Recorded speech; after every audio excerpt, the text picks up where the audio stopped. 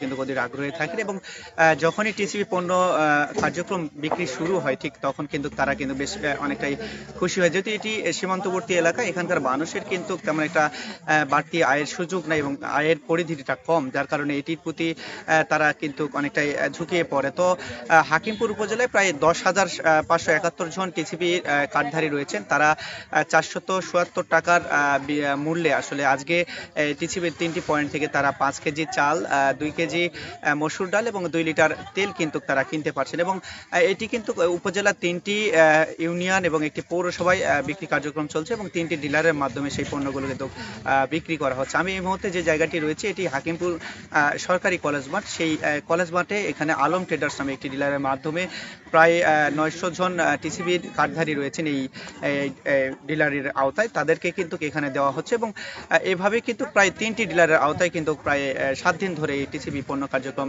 বিক্রি চলবে। আমি প্রশাসনের কর্মকর্তাদের সাথে কথা বলেছি, তারা যেটি জানিয়েছেন যেহেতু এটি সরকারের একটি মহৎ উদ্যোগ, এখানে অসৎ সুযোগ নেবার কোনো সুযোগ নেই। যদি কেউ নিয়ে থাকে তাদের বিরুদ্ধে আইনগত ব্যবস্থা নেওয়া হবে এবং প্রত্যেকটি ডিলারের সঙ্গে কিন্তু প্রতিদিন একজন করে ট্যাগ অফিসার রাখা হচ্ছে, যাতে করে অনিয়মের কোনো সুযোগ না থাকে সেই দিকেও কিন্তু খেয়াল রাখা হচ্ছে। তো সব মিলিয়ে বলা চলে যে সীমান্তবর্তী এলাকার মানুষের যে আসলে যে স্বল্প আয় সেখানে কিন্তু এই পণ্যগুলো বিশেষ করে আশীর্বাদ হয়ে দাঁড়ায়। তবে তাদের একটা দাবি রয়েছে, যদি আরও বেশ কিছু পণ্য বাজারের যে পণ্যগুলোর দাম রয়েছে বেশি, সেই পণ্যগুলো যদি যুক্ত করা যায় টিসিবির মাধ্যমে বিক্রি করা যায় সেক্ষেত্রে হয়তো তাদের জন্য ভালো হবে বলে তারা বলছেন। তো এই ছিল আমার কাছে হিলি থেকে টিসিবি কার্যক্রম নিয়ে সর্বশেষ পরিস্থিতি। বিপ্লব।